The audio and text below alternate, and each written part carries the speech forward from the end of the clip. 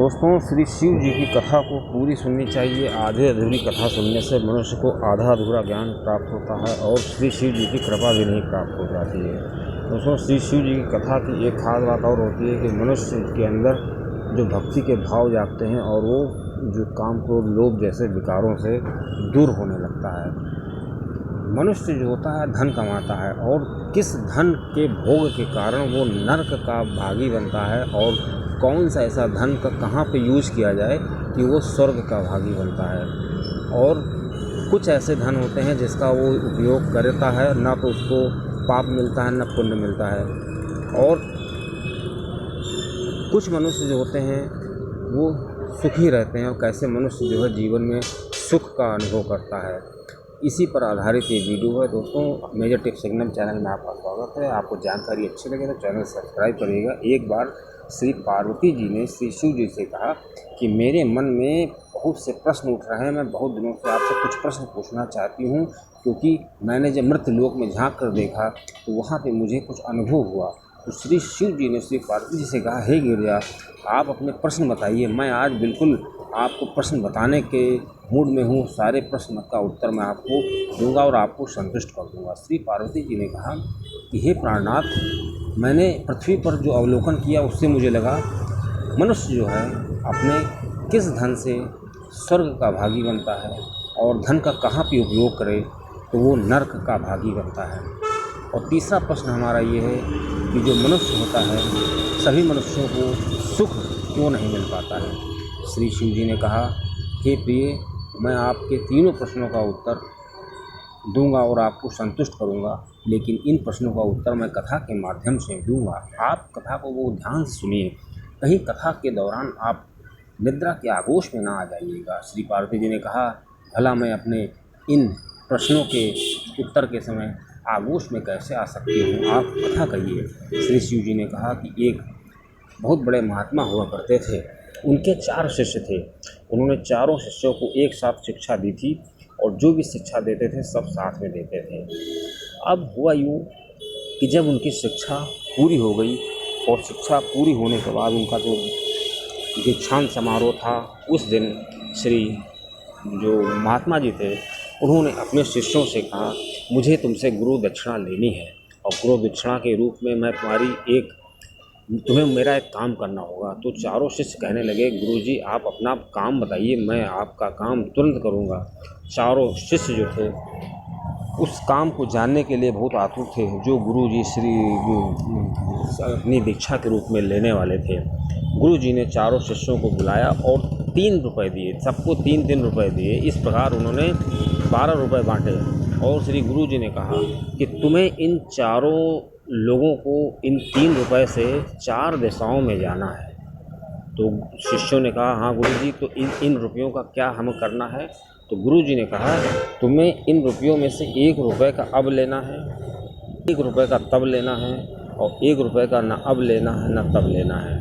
अब शिष्य कुछ समझ नहीं पाए लेकिन वहाँ से चल दिए। चारों शिष्य पूरी मार्केट में, पूरे बाज़ार में भटकते रहे पूरा दिन और जहाँ पर जाते दुकानदार से कहते, मुझे 1 रुपये का अब दे दो। दुकानदार कहता, भैया अब कैसे मिल पाएगा। उसने कहा, नहीं, मेरे गुरुजी ने कहा है। तो जो दुकानदार था वो बहुत ही परेशान हो जाता, क्योंकि उस समय सतयुग था, कोई दुकानदार किसी को बेवकूफ़ नहीं बनाता था। दुकानदारों ने कहा, ना तो मैं अब दे सकता हूँ ना तो मैं तब दे सकता हूँ, आप जाके अपनी समस्या का समाधान किसी दूसरी दुकान पर करिए। इस प्रकार तीनों शिष्य भटकते रहे और उनको न कुछ अब मिल पाया न तब मिल पाया। जो चौथा शिष्य था उसने थोड़ा अपने दिमाग का यूज़ किया। उसने कहा, गुरुजी चूँकि दीक्षा ले रहे हैं तो ज़रूर इसमें कोई राज है। उसने दिमाग पर जोर डाला और वो दिमाग पर जोर डालता ही गया। साथ में उसने सोचा कि चलो 1 रुपये का अब लेते हैं। इसलिए वो इस अब लेने के चक्कर में एक जलेबी की दुकान पर पहुंचा। उसने जैसे जलेबी की दुकान पे देखा, जलेबियां बन नहीं थी। उसने जलेबी वाले से पूछा कि जलेबी क्या भाव है। जलेबी वाले ने कहा, जलेबी जो है 1 रुपये पाव है। उसने कहा, मुझे 1 रुपये की जलेबी दे दो। अब उसने जो है 1 रुपये की जलेबी ली और गुरुजी के पास आया और गुरुजी से कहने लगा, गुरुजी देखिए, ये आपका 1 रुपये का जो हिसाब है उससे मैंने अब ले लिया है। तो गुरुजी ने कहा, मैं कुछ समझा नहीं। तो उसने कहा देखिए ये जलेबियाँ गर्म हैं, अगर आप इस 1 रुपए की जलेबी को अभी खाते हैं तो आपका जो अब है वो स्वार्थ में आ जाएगा, मतलब 1 रुपए का यूज़ हो जाएगा अब। उसके बाद जो गुरुजी ने कहा कि ये जो 3 शिष्य और थे वो तो कुछ नहीं ला पाए, वो तो ठीक उसी तरह वापस आ गए जैसे वो गए थे। तो उसने कहा कि उनकी वो जाने, लेकिन मैंने जो अपने दिमाग से सोचा, जो आपने दीक्षा दी थी उस आधार पे मैंने ये निर्णय लिया है। अब गुरुजी ने कहा कि ठीक है, तुमने दूसरे रुपए का क्या किया? तो गुरुजी उसने कहा कि मैं वहीं से जा रहा था तो वहाँ पे एक भंडारा चल रहा था, यज्ञ हो रहा था, मैंने 1 रुपया वहाँ पे दान दे दिया। तो गुरुजी ने कहा इसका क्या आशय था, क्यों तुमने दान दिया 1 रुपये का, और इससे तब कैसे मिलेगा? उसने कहा गुरुजी आपने ही सिखाया है कि जो रुपए हम दान देते हैं किसी धार्मिक कार्य में और उस रुपए का अगर धर्म में यूज होता है तो वो हमको जब हम स्वर्ग जाते हैं तब हमको मिलता है। तो इस प्रकार से 1 रुपए की जो जलेबी आपने खाई या खाएंगे उससे आपको अब संतुष्टि मिलेगी और उसका अब यूज़ होगा। इस प्रकार से ये 1 रुपए का अब हो गया जो आपने मंगाया था, और 1 रुपए का तब हो गया, मतलब जो हमने दान दिया धार्मिक अनुष्ठान में, वो 1 रुपया जब स्वर्ग कोई जाएगा तो उसको 1 रुपए का लाभ होगा, मतलब 1 रुपए के बराबर उसको पुण्य मिलेगा। तो गुरुजी ने कहा ठीक है, तुमने वो तीसरा रुपया क्या किया? तो उसने कहा गुरुजी मैंने अपनी बुद्धि से जो मन समझ में आया वो किया। मैं आगे जा रहा था, एक वैश्यालय पड़ा, मैंने वहाँ की वैश्याओं को 1 रुपया दे दिया। इस प्रकार से वो जो 1 रुपया दिया उससे ना आपको अब लाभ होगा ना तो तब होगा, मतलब वो जो पैसा मैंने वैश्या को दिया वो व्यर्थ हो गया, ना तो उससे हमारा अब सुधर सकता है ना तब सुधर सकता है। अब गुरुजी ने जब उसकी इस चतुरता को देखा और इस तरह जब उसने जवाब दिया तो गुरुजी दंग रह गए। उसने कहा तुम ही एक ऐसे शिष्य हो जिसने मेरी शिक्षा की सही दीक्षा दी है और मैं तुमसे पूरी तरीके से संतुष्ट हूँ, और मुझे लग रहा है मैंने तुम्हें शिक्षा दे करके कोई बुराई नहीं की है। ऐसे में श्री शिव जी श्री पार्वती जी से कहते हैं कि देखा प्रिय, अगर हम किसी कार्य को, अपने किसी रुपए को, अपने धन को मनुष्य अपने भोग में यूज कर लेता है तो उससे उसका अब सुधर जाता है, मतलब उसको उस समय संतुष्टि मिलती है। लेकिन वही मनुष्य अगर अपने धन का किसी भूखे को खाना खिला देता है, किसी धार्मिक कार्य में अनुष्ठान में लगाता है तो उसका तब सुधर जाता है, मतलब वो जब स्वर्ग में जाता है। लेकिन अगर वही मनुष्य अपने कमाए हुए मेहनत से धन को किसी वैश्यालय में या किसी ऐसी जगह यूज करता है जहाँ पे ना तो उसका अब सुधरता है ना तो तब सुधरता है, मतलब ना तो उसको उस समय लाभ होता है जबकि हानि होती है और ना तो उसको बाद में मिलता है। इस प्रकार मनुष्य अपने धन का 3 प्रकार से प्रयोग कर सकता है। अब श्री पार्वती जी से श्री शिव जी ने कहा कि आपके जो 2 प्रश्न थे कि मनुष्य अपने धन का कैसे प्रयोग करे कि उसको स्वर्ग की प्राप्ति हो, तो वो पहला तरीका था, वो दूसरा तरीका था जिससे मनुष्य धार्मिक कार्यों में अपने पैसे को लगाए और भूखे को खाना खिलाए। इस प्रकार मनुष्य अपना जो है आपके दूसरे प्रश्न का उत्तर, मनुष्य को स्वर्ग अपने पैसे से वो स्वर्ग में जा सकता है। और दूसरा जो आपका प्रश्न था कि अपने पैसे से वो नर्क में कैसे जाता है, वो जब उसने अपने पैसे को वैश्यालय में दिया तो इससे क्या होगा कि इस तरह का अपना धन का अपव्यय करने से मनुष्य नर्क में जाता है। अब श्री पार्वती जी ने कहा मेरा जो दूसरा प्रश्न था, तीसरा प्रश्न था, उसका जवाब आप दीजिए कि मनुष्य जो है, सभी मनुष्य सुखी क्यों नहीं हैं, सुख का भोग क्यों नहीं कर पाते हैं। ऐसे में श्री शिव जी ने कहा मैं भी इसको भी आपको एक कहानी के माध्यम से देता हूँ।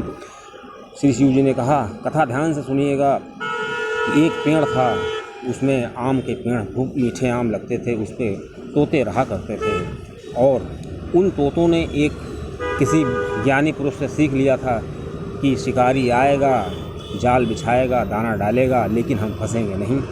और वहाँ पे जो शिकारी आता था, जब तोतों को ये कहते सुनता था तो वो जाल डालने से पहले सोचता था कि अरे ये तो तोते सब जानते हैं, ये हमारे जाल में नहीं फंसेंगे, वो निराश हो जाता था। इस प्रकार जो शिकारी था अक्सर उस पेड़ के नीचे आता था और चूँकि उस पेड़ में बहुत सारे तोते रहते थे।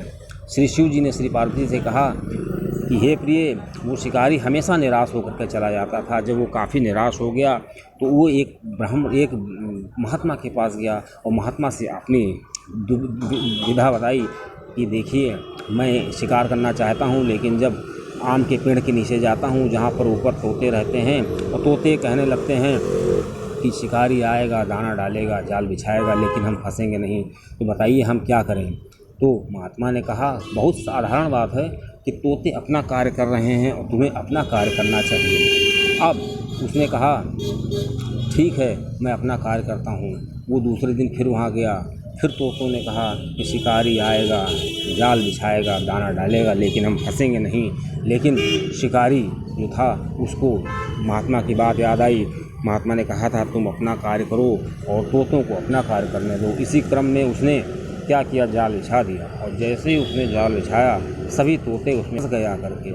अब क्या था, जब तोते फंस गए तो शिकारी जो था उन सभी तोतों को लेकर महात्मा के पास गया और महात्मा से कहने लगा अब तो मैं और दुविधा में आ गया हूँ कि ये तोते जानते थे कि मैं फंस जाऊँगा, फिर भी ये क्यों फंस गए। तो श्री महात्मा ने कहा कि शिकारी से कि तुमने अपना कार्य किया और ये अपना कार्य कर रहे हैं। तो शिकारी ने कहा कि जब अभी भी ये कह रहे हैं कि शिकारी आएगा, जाल बिछाएगा, दाना डालेगा, हम फंसेंगे नहीं, लेकिन ये फंसे हुए हैं। तो श्री गुरु जी ने कहा, महात्मा ने कहा कि अभी भी तुम समझे नहीं कि मनुष्य जो होता है उसको सुख प्राप्त करने के लिए जो वो दीक्षा लेता है उस पर अमल करना ज़रूरी है।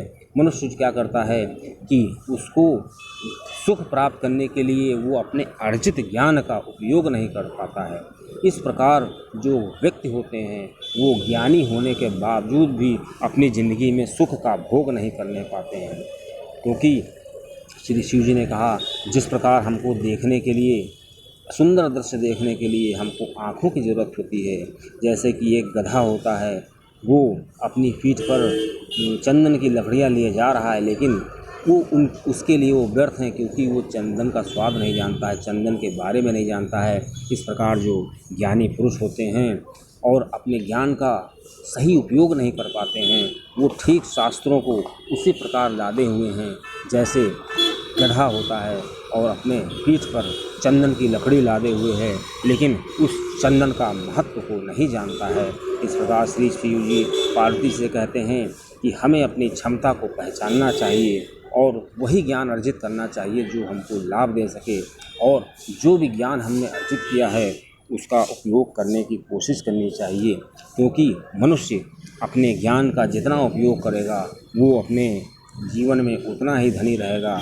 अब श्री शिव जी ने श्री पार्वती जी से कहा हे प्रिय, आप समझिए कि आपके तीसरे प्रश्न का उत्तर जो आपने पूछा था कि सभी मनुष्य पृथ्वी पर सुख का भोग क्यों नहीं कर पाते हैं, क्योंकि श्री पार्वती जी ने कहा कि हे प्राणनाथ, मेरी कुछ अभी अच्छे से समझ नहीं आया। तो श्री शिव जी ने कहा देखिए प्रिय, अगर मनुष्य जो होता है, सभी मनुष्य पृथ्वी पर आके किसी न किसी रूप में ज्ञान लेते हैं, कुछ किताबी ज्ञान लेते हैं और कुछ जो होते हैं अपने अनुभव से सीखते हैं, लेकिन जो मनुष्य अपने अर्जित ज्ञान का अपने जीवन में सही प्रयोग करता है या अपने अर्जित ज्ञान को पहचान लेता है, वो मनुष्य उस धन से, उस ज्ञान से काफ़ी धन अर्जित कर सकता है, क्योंकि दुनिया में धन की कमी नहीं है और ज्ञान से हम कितना कमा सकते हैं उसकी भी कमी नहीं है। इस प्रकार श्री शिव जी का कहना था कि मनुष्य को जब ज्ञान अर्जित करे तो उसको बहुत ध्यान से करना चाहिए, और जब उसको लगे कि हमने मतलब भर का ज्ञान अर्जित कर लिया है या अपनी आवश्यकता के हिसाब से उसने ज्ञान अर्जित कर लिया है अपनी परिस्थितियों के हिसाब से, तब उसको वो कार्य करना चाहिए, वहाँ पे अपने ज्ञान का निवेश ज़रूर करना चाहिए जहाँ से वो अर्जित कर सकता है, क्योंकि मनुष्य भौतिक सुख सुविधाओं का अर्जन अपने ज्ञान से कर सकता है।